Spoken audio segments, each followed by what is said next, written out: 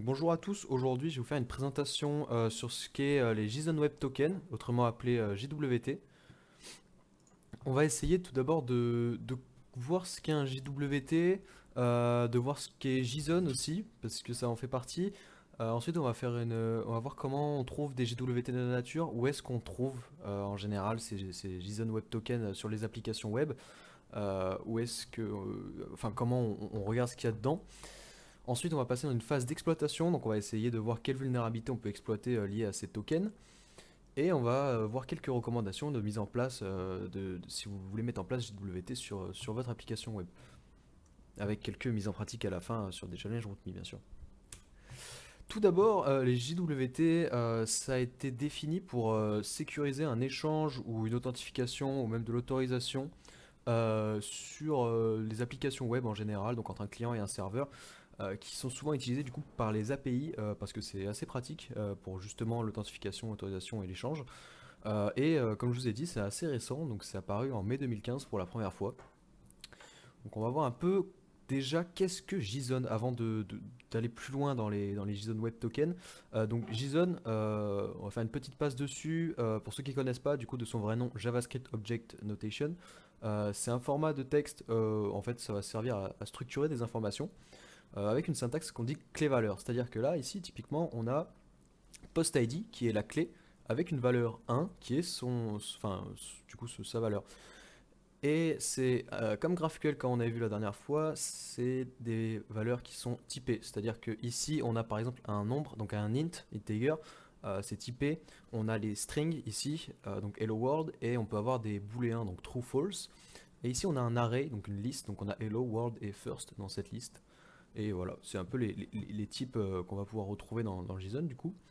Et c'est plutôt utilisé dans les API et les applications web parce que déjà ça s'est dérivé du JavaScript, tout son nom. C'est utile pour le web. Et cette syntaxe est assez maniable pour en tout cas notre besoin d'API par exemple pour afficher de l'information ou la traiter. Après il y a plusieurs alternatives comme le XML ou le YAML, mais pour notre cas c'est pas très pratique. Ok, on a compris ce qu'était JSON. Maintenant, on va essayer de voir un peu plus ces fameux JSON Web Token. Donc, un JSON Web Token, ça ressemble à ça. Alors, si vous n'en avez jamais vu, ça peut faire un peu peur, c'est un peu illisible, mais on va voir qu'en fait, ça se lit plutôt facilement. En fait, c'est trois parties qui sont du coup en base 64 et séparées par des points, comme on peut voir ici. Là, c'est notre première partie, un point, deuxième partie, un point, et notre troisième partie. La première partie, ça va être ce qu'on appelle un header. Ça va être des informations qui vont indiquer, par exemple, l'algorithme qui est utilisé. Donc là, par exemple, on a notre header qui est juste ici, et ça va être un type de JWT. Donc on pourra lui dire le type de token et son algorithme de chiffrement. Enfin, le chiffrement de la signature. On va voir ça après. Ensuite, on a la deuxième partie, qui est un peu plus grosse en général, c'est le payload. C'est là où on va mettre les informations qu'on veut échanger. Donc on peut mettre un peu tout ce qu'on veut, toujours en syntaxe JSON, donc une clé, une valeur. Donc là par exemple on a la clé username avec la valeur rootme, et il y a rien de... Il peut y avoir des champs définis ou prédéfinis, enfin prédéfinis ou pas, c'est un peu comme on veut. Et ensuite on a notre signature, du coup c'est le dernier bout ici, par contre qui n'est pas lisible parce qu'en fait c'est un hachage, c'est un hash du header, donc ici, plus du payload, avec un secret. Donc en fait, c'est ce qui va nous servir d'intégrité à notre token, vérifier que notre token n'a pas été falsifié. Parce que s'il est falsifié, du coup, le hachage de header et payload ne sera plus valide. Et il peut être signé de deux manières différentes, c'est-à-dire en symétrique, donc avec un mode qu'on dit hashmac, ça va être juste avec un secret, ou avec des clés publiques et privées, donc en asymétrique avec le mode RSA. Alors, comme je vous ai dit juste avant, on peut avoir des champs qui sont prédéfinis, comme par exemple on a vu algue, etc. Et on a typiquement ISS qui est l'émetteur du token qu'on a vu juste avant. Donc ici l'ISS c'était rootme.org. On peut avoir IAT, donc c'est un timestamp qui définit la date de création du token. Donc juste ici. On a dans le même genre, on a EXP qui sert à la date d'expiration, NBF, donc c'est not before, la date avant laquelle le token ne sera pas valide. Donc ça c'est pour les timestamps. On a sub, donc c'est le sujet à laquelle l'entité, enfin à laquelle le token est destiné. Donc ça peut être une entité, ça peut être autre chose. On a alg qui est l'algorithme de chiffrement qui est utilisé pour signer le token, qui est ici, voilà. Ensuite, on a KeyID du coup, enfin KeyID, c'est ça peut être un identifiant pour une clé, parce qu'en fait, faut savoir qu'on n'a pas forcément qu'une seule clé, une application peut utiliser plusieurs clés, ou on peut avoir une rotation de clés, et du coup, ces clés peuvent être identifiées via des ID, et du coup, ce champ-là peut nous permettre d'identifier une clé qui peut être dans une base de données, sur un fichier, ça peut être dans un programme, ça peut être n'importe où. Donc c'est juste un identifiant.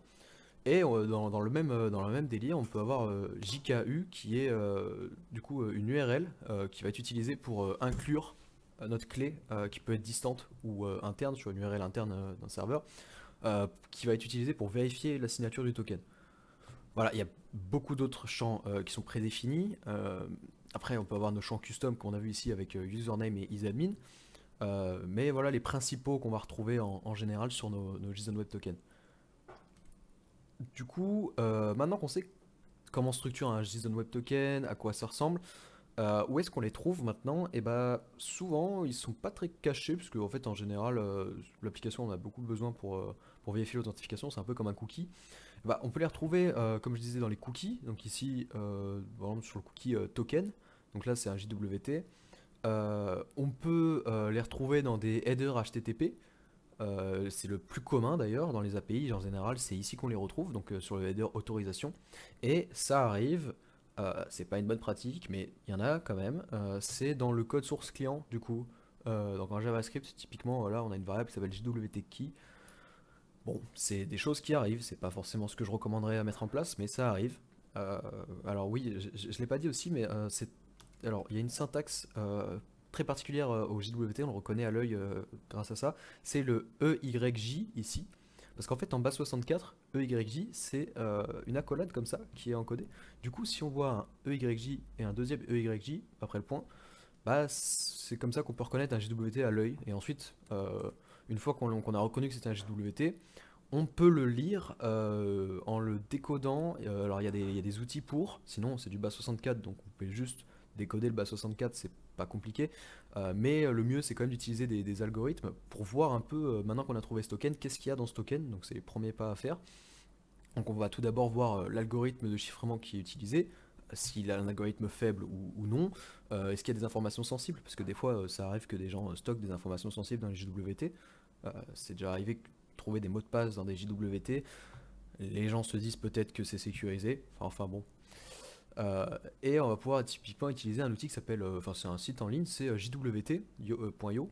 Bien sûr, je recommande d'utiliser des outils pas en ligne quand vous êtes dans des cas de pentest ou d'informations sensibles qui peuvent peut-être ne pas devoir être exposés sur internet, donc c'est toujours mieux d'avoir des outils qui ne sont pas connectés à internet dans ce genre dans des cas précis. Mais bon, on verra ça après. Donc voilà, on a maintenant notre JWT sous les yeux, on arrive à voir ce qu'il y a dedans. Maintenant, on va pouvoir voir comment peut-être exploiter ces JWT. Alors les JWT, ils sont soumis à un grand nombre de vulnérabilités, dont des classiques comme des injections SQL ou NoSQL. Il peut y avoir aussi d'autres types d'injections, hein, comme des injections de commandes et des passes transversales. Il peut y avoir aucune, voire une mauvaise vérification de la signature. Donc dans ce cas-là, notre signature, elle est pas utile. Donc ce qui fait que n'importe qui peut falsifier notre token. On peut avoir l'utilisation de secrets faibles, c'est pareil. Si notre secret est faible, bah, quelqu'un peut re-signer notre token et donc le falsifier. On peut avoir des injections dans le header, donc comme on a vu, il y a le JKU et le KID qui vont en fait inclure des JWK. JWK, c'est une manière en JSON de représenter des clés. Donc ça peut être clés publiques, clés privées. Et du coup, ce qui va se passer, c'est que, imaginons qu'on ait un JKU qui va aller chercher une clé à un endroit, et ben dans le code, euh, la configuration va être obligée de d'abord aller chercher ce JKU, donc dans le header, avant de pouvoir vérifier si le token a été falsifié, parce qu'il n'a pas encore la signature. Donc du coup, on peut peut-être injecter ces headers pour voir avant qu'il soit vérifié si on peut injecter quelque chose. On a ce qu'on appelle de l'algorithme confusion ou key confusion, ces deux noms. C'est le fait de pouvoir modifier l'algorithme de chiffrement utilisé par le token avec un autre sur lequel on contrôle le secret. On verra ça plus tard, je vous expliquerai après. On a le fameux denial of service et on a du timing attack. Timing attack c'est un peu plus complexe, c'est le fait de pouvoir trouver la clé de déchiffrement utilisé via les réponses, le temps de réponse de nos requêtes. Donc, c'est de la crypto. On verra pas ça aujourd'hui. Ne vous inquiétez pas. Première vulnérabilité, une assez connue, c'est le non-algorithme. Ça arrive que certains développeurs, en fait, ils utilisent une vérification, donc là c'est un pseudocode en Python. Donc là, en fait, si notre algorithme il est égal à HS256, donc du HMAC, eh ben, on utilise la secret key pour décoder pour vérifier notre JWT. Sinon, imaginons que l'algorithme est égal à none, eh ben, on peut juste ne pas vérifier la signature. Donc ça, c'est encore autre chose.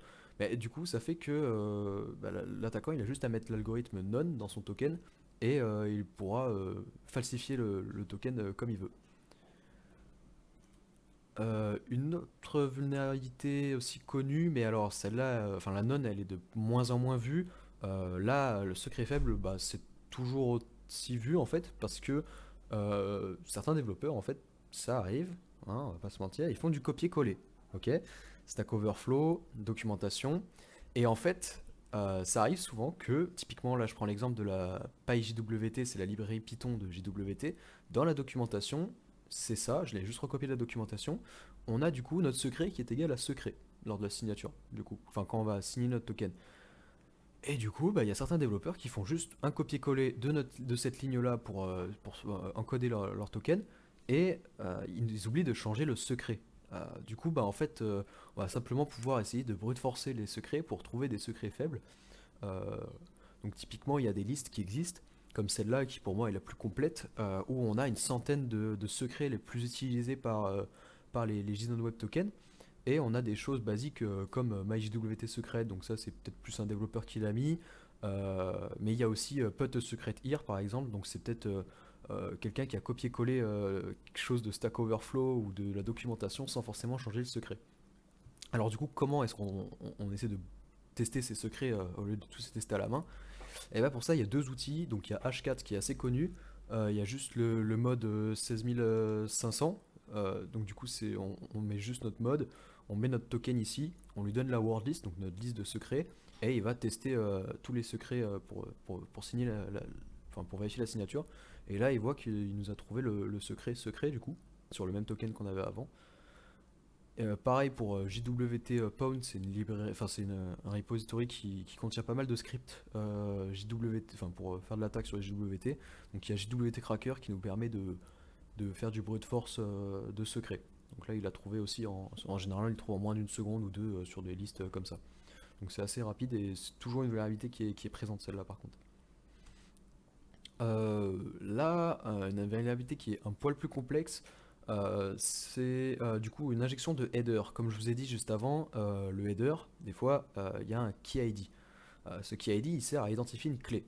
Ça peut être dans une base de données, un serveur ou quoi que ce soit, un fichier. Et en fait, bah, imaginons qu'on a une requête qui va être fait, une requête SQL qui va être faite à une base de données, qui va d'abord chercher dans notre header notre identifiant de clé, va aller le chercher dans la base de données et va chercher le secret qui est associé à cette clé, par exemple, enfin en tout cas la clé. Euh, et ben, il est possible d'essayer par exemple, de faire une SQL injection ici. Donc on va rajouter une côte, on va faire un union select, on va refermer notre côte. Et en fait, on va pouvoir faire de l'exfiltration de données ou du bypass d'identification avec une injection SQL. Parce qu'en fait, comme je vous ai dit, il pourra pas vérifier le header avant d'avoir eu la clé et le secret. Donc il va être obligé de faire cette requête là. Donc en gros notre requête va se transformer en celle-là. Et donc après il y a plusieurs variantes à cette vulnérabilité là via le key ID. Il peut y avoir des commandes injection. Imaginons qu'on ait une commande find sous Linux pour trouver un fichier qui est le même nom que la clé. Imaginons. Et ben on peut essayer de couper cette commande pour faire de l'injection de commande. Pareil pour la passe transversale pour essayer d'inclure un fichier. Bon, bref, il peut y avoir pas mal de vulnérabilités liées à ce key ID. Voilà. Maintenant, parlons d'algorithme confusion. Alors, comme je vous ai dit, c'est le fait de pouvoir resigner un token avec un algorithme de chiffrement différent que celui utilisé, avec un input, enfin un secret qu'on contrôle. Déjà, rappelons rapidement les algorithmes, comment ils fonctionnent dans les JWT. Donc on a deux principaux, il y en a d'autres, voilà, mais c'est les deux qu'on voit quasiment partout, c'est soit HMAC ou RSA. Après il y a elliptic curl ou autre. Mais HMAC c'est du coup un chiffrement symétrique, donc là on aura juste la même clé ici qui sera utilisée pour signer et la même clé pour vérifier. Donc voilà. Et ensuite on a le chiffrement RSA, donc on a un asymétrique, donc on aura une clé privée pour signer et une clé publique pour vérifier. Voilà. Donc maintenant, on va imaginer un scénario où on a obtenu une clé publique. Oh, pardon. On imagine un scénario où on a obtenu une clé publique. Alors une clé publique, ça s'obtient où? En fait, ça s'obtient pas mal d'endroits différents. On pourrait le trouver dans le code source de l'application, parce que comme on l'a vu, certains développeurs, ils aiment bien stocker beaucoup d'informations dans le code source client. C'est une mauvaise pratique, mais ça arrive beaucoup. Dans la documentation, ça arrive si vous utilisez une application connue, par exemple, qui utilise du RSA pour les JWT, et bah, dans leur documentation, il y a peut-être une clé publique, et si le développeur la change pas, régénère pas une nouvelle, bah, c'est celle-là qui va être utilisée. Elle peut être publiée sur des endpoints, donc les JW keys, comme on a vu avant, enfin les JSON Web Keys, et en fait qui vont être utilisés par exemple pour un JKU, pour être appelé ou autre. Et elles peuvent être dérivées depuis des tokens. Donc par exemple, on pourra recalculer les valeurs de n qui sont la clé publique. On en reparlera après. Et en fait, donc maintenant imaginons qu'on a une clé publique, imaginons une fonction comme ça qui vient d'une librairie. Une librairie que ce n'est pas le développeur qui l'a fait. C'est juste une librairie qui est utilisée pour implémenter JWT à son application web. Et on a une fonction qui s'appelle verify qui prend en paramètre un token et un secret ou une clé pour vérifier. Si jamais, et ensuite il regarde l'algorithme du coup dans le header, si c'est du RSA, et ben il va utiliser notre clé. Si c'est du HMAC, il va utiliser notre secret. Voilà, c'est tout simple, c'est une fonction juste pour vérifier. Mais ici, notre développeur, il se dit, bon, bah, moi, j'utilise pas HPAC, je préfère utiliser RSA. Donc, en fait, j'ai juste à mettre ma public key, ma clé publique, en gros, dans cette variable-là.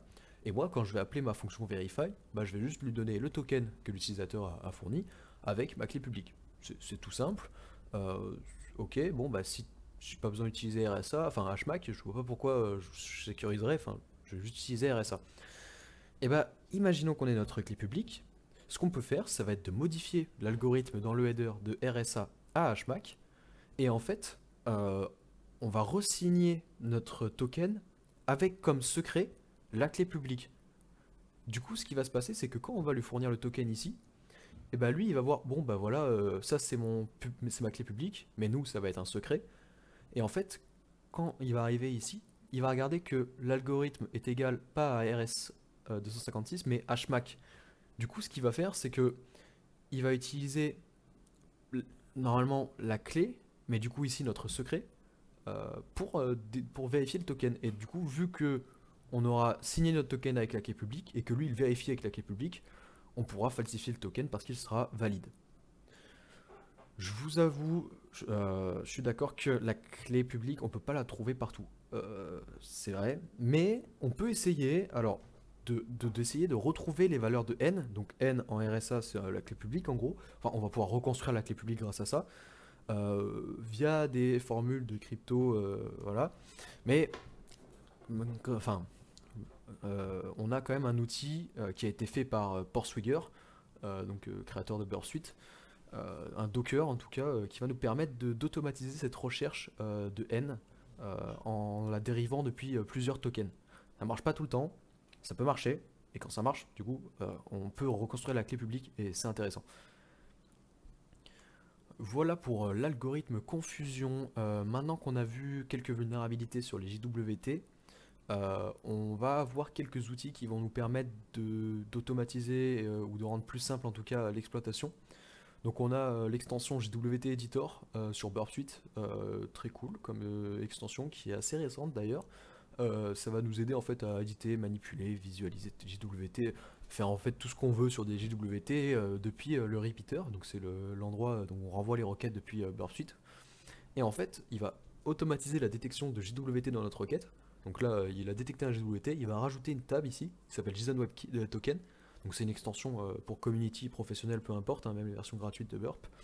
Et en fait, il va du coup nous sortir pas mal d'informations sur notre token. Donc là, on aura la signature en hexa, on aura notre payload, notre header.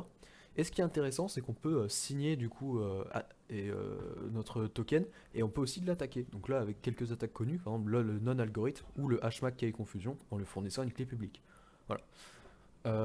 C'est aussi intéressant parce qu'on a une autre table, donc là c'est pas dans le repeater, ce sera directement dans Burp, où on va pouvoir créer des clés, des clés symétriques, asymétriques, donc RSA, on va pouvoir des clés elliptic curl, etc. Donc ça peut être pratique si vous voulez jouer avec des clés pour éviter d'en générer plein, bah là c'est assez cool, directement depuis Burp Suite. Et alors ça c'est pas directement lié à l'extension, mais c'est Burp Suite qui a ajouté un nouveau, enfin récemment Burp Suite, enfin récemment, oui, en août je crois, 2022. Ils ont fait une mise à jour où ils ont amélioré la détection de JWT et les vulnérabilités du coup liées au JWT. Donc en fait automatiquement, donc là c'est plus pour la version pro de Burp Suite, mais Burp Suite va trouver des vulnérabilités comme les secrets faibles, etc. Avant même que vous pensez à les tester, parce que du coup ça va passer dans le proxy et il va tester de son côté. Voilà pour déjà les extensions Burp Suite. Ensuite, on a un petit outil où j'ai déjà parlé juste avant, c'est JWT Pawn, donc c'est un petit regroupement de scripts qui va nous permettre de tester quelques petites choses sur les JWT. Donc on a JWT Cracker qu'on a vu juste avant pour faire du brute force de secret. On a JWT Decoder, comme je vous ai dit, si vous avez des informations sensibles sur votre token, privilégiez du coup des outils hors ligne, sait-on jamais, on n'est pas à l'abri de quelque chose. Du coup ça va permettre juste d'avoir les informations de JWT. Sinon, on a Mimicker qui va nous permettre de générer un token sans signature si vous voulez tester les non-algorithmes ou même en fait, ça arrive des fois que des développeurs ne vérifient juste pas la signature du token. Oui, ouais, ça arrive quand même et bon, bah du coup, ça sert à quoi d'avoir une signature si on la vérifie pas? Bon, bah, je sais pas, mais en tout cas, ça arrive. Sinon, on a juste pouvoir signer un JWT avec en tout cas HMAC. Voilà, c'est un petit set d'outils. En un peu plus gros, on a, alors là c'est un seul outil, c'est pas un set d'outils, mais il est excellent, c'est JWT Tool. Donc pareil, c'est sur GitHub, c'est en Python, et en fait bah, il va pouvoir vous aider à tester beaucoup de choses sur un JWT, genre des exploits ou des CVE connus. On va avoir des scans de mauvaise configuration sur certains endpoints, pour faire du brute force de secret. Et ce qui est intéressant aussi, c'est que, on n'y aura peut-être pas pensé, mais il va pouvoir faire du brute force sur des champs prédéfinis. C'est-à-dire que vous, on va vous délivrer un token, un JWT, qui aura peut-être comme champ username, IAT et EXP pour l'expiration du token. Bon, ok, c'est bien. Le header, il y aura juste alg et type basique. Et vous, vous allez tester qu'on vous donne dans ce token. Et en fait, ce qui va être intéressant là, c'est qu'il va aller brute force les autres champs. Donc par exemple le champ JKU, le champ KID, le champ ISS. Il va tester tous ces champs pour voir les réactions différentes de l'application. Et peut-être que l'application prend en compte un certain champ sans forcément, l'utiliser pour votre token à vous. Donc ça peut être assez intéressant. Après, il peut tester bah, la validité d'un token si on lui fournit un secret, etc. Et de l'algorithme confusion. Donc c'est assez intéressant comme outil. Ok, pour aller plus loin, voilà quelques ressources, je vous laisse screen. Donc il y a, ou noter, il y a Actrix du coup, et Payload All the Things, c'est du basique, mais c'est là où vous allez retrouver tous les payloads du coup pour faire de l'attaque sur des JWT. On a deux articles sur Medium qui parlent de JSON Web Token hacking, et ici un article pour le timing attack, comme j'en ai parlé tout à l'heure, mais on va pas voir ça aujourd'hui. Mais si vous voulez vous renseigner, il y a un article ici, et un autre article de Invicti. Après, il y a les challenges sur Porswigger et CryptoHack qui sont très cool. Mais il y a aussi ceux de RootMe. Maintenant qu'on a vu un peu l'exploitation, comment c'était quoi un JWT, etc., si vous voulez l'intégrer à votre application, il y a quelques recommandations à suivre, en tout cas que je vous préconise. Déjà, la base, voilà, c'est aucune information sensible dans un JWT. J'ai déjà vu des mots de passe dans un JWT, c'est pas beau, donc s'il vous plaît, juste, n'importe qui peut voir un JWT, on ne met aucune information sensible dedans. Ensuite, on pense à bien valider les signatures. C'est important, on regarde quel algorithme est utilisé, on fait attention à ne pas, si on n'utilise qu'un seul algorithme, et bah, on va penser à vérifier s'il n'y a que lui qui a utilisé. Ensuite, on utilise des algorithmes de chiffrement fort, on n'utilise pas l'algorithme non. On pense aussi à révoquer les tokens. Un token, c'est pas pour rien qu'il y a des champs prédéfinis comme IAT, EXP pour l'expiration des tokens. Un token ne doit pas être à vie. Il faut qu'il ait une expiration, donc ça peut être 2 jours, ça peut être une semaine, mais faites de la rotation de tokens. C'est comme le bouton mémorisez-moi sur un site. Au bout d'un moment, vous allez être déconnecté. Ensuite, on limite les tokens par usage. J'ai déjà vu un site en fait où bah, les tokens étaient générés, mais en fait, bah, ceux qui étaient du coup avant à l'utilisateur, ils n'étaient pas révoqués. Donc du coup, un utilisateur pouvait se retrouver avec 100 tokens valides pour son propre compte. Et donc c'est une faille de sécurité du coup parce que bah, il y a plusieurs manières d'avoir le compte avec un seul JW, enfin avec plusieurs JWT quoi. Donc c'est un peu voilà. Et on utilise un secret robuste pour signer parce que sinon ça sert à rien de mettre une signature si votre secret c'est not sous secret. Ensuite, si jamais vous utilisez un header qui s'appelle JKU, du coup, comme on a vu, c'est pour inclure une URL, et ben on crée une whitelist d'autres autorisés. On laisse pas n'importe qui importer des clés pour signer notre token. Ensuite, on utilise une librairie de confiance et à jour. Donc ici, vous avez un lien sur jwt.io qui va répertorier les plus grosses les vulnérabilités, les librairies les plus connues et plus utilisées en fonction du langage que vous utilisez. Donc il y a de tout, donc je vous laisse piocher là-bas. Et ensuite, si on peut, on fait une rotation de clé ou de secret. C'est une bonne pratique de sécurité de changer cette clé, ce secret. Si c'est automatisé, c'est mieux. Comme ça évite que si jamais un secret ou une clé bah, leak, bah, au moins vous avez juste à faire une rotation et c'est bon, c'est terminé. Voilà pour cette petite introduction à l'exploitation de JSON Web Token. Donc sur RootMe, il y avait déjà 4 challenges, donc introduction, secret faible, key public et jetons révoqués. Aujourd'hui, on en a sorti 3 nouveaux avec Mika. On a fait header injection, insecure file signature et insecure key handling du coup. Donc ils sont disponibles pour le closier sur l'environnement qui est mis à votre disposition. Et pour les joueurs de RootMe, il n'y en a aucun qui est en premium, donc vous pouvez y aller. Voilà. Est-ce que vous avez des questions niveau closier, niveau Twitch? Là, j'ai pas lu le chat.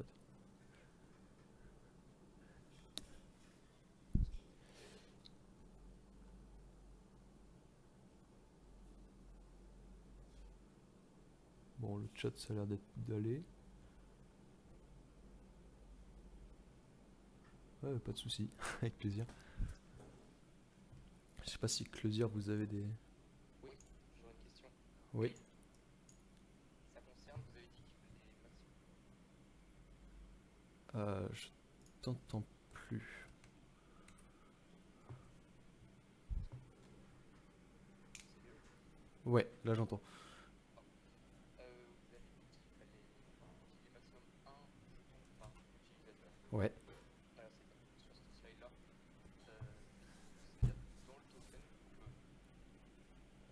de ce que je comprends, on doit donc révoquer les anciens jetons. Ouais. Si jamais on en génère un nouveau pour l'utilisateur. Ouais, c'est ça. C'est ça. Ok. Mais du coup, c'est-à-dire que du coup, on doit garder un lien. On doit dans le token mettre une référence vers quelque chose qui est stocké en interne dans une base de données. Par exemple, l'autorisation ou ce genre de choses. Pas forcément parce qu'il y a du coup les champs prédéfinis IAT et EXP qui sont du coup des timestamps. Donc on peut définir un timestamp d'expiration qui est juste à mettre dans le token et après ce timestamp là il sera plus défini. Enfin il suffit juste de vérifier si le timestamp dans EXP, donc par exemple. Ah ouais, alors ça c'est pour le temps. Pour l'utilisateur, si à chaque fois. Oui. Ouais, oui, il faut avoir un lien du coup. Ouais, je me suis un peu perdu. Oui, oui, non, mais oui. Du coup, oui. Si j'avais compris, l'intérêt des JWT, c'était justement de pouvoir envoyer un token à un utilisateur ou à une ressource et que celle-ci puisse l'utiliser sans maintenir un lien avec l'entité qui lui a fourni le token. Mais du coup, comment est-ce qu'on peut faire pour révoquer un token si jamais on l'a déjà fourni à l'utilisateur? Et bah, on peut vérifier peut-être dans l'user. Imaginons qu'on ait un username dans le JWT ou un identifiant utilisateur. Et bah, si l'utilisateur veut générer un nouveau token, s'il se reconnecte ou quoi, on peut vérifier peut-être en base de données ou autre si cet identifiant-là, du coup, enfin, où l'utilisateur a déjà un token. Si oui, on révoque ce token. Sinon, on lui donne un nouveau token. Ok, donc on est obligé de garder un lien entre le token et le token. Ouais, ouais, ouais. Ouais, ok, merci. Du coup, s'il y a aucune. Alors, normalement, si les challenges sont disponibles sur les environnements Closier, je vais aller vérifier, mais normalement, oui. N'hésitez pas à déco reco, peut-être. Et s'il n'y a pas de questions sur Twitch, eh ben, je vais couper le live.